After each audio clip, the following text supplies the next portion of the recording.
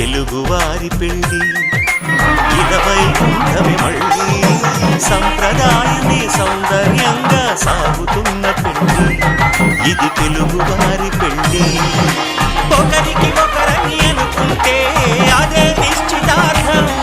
ఆ నిర్ణయానికి తలవంచడమే పెళ్లి అంతరార్థం శతమానం భవతి అంటుంది శ్రావణ మాసం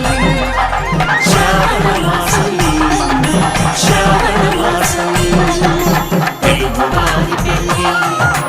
ఇలవై కుంఠమే మళ్ళీ సంప్రదాయమే సౌందర్యంగా సాగుతున్న పెళ్లి ఇది తెలుగు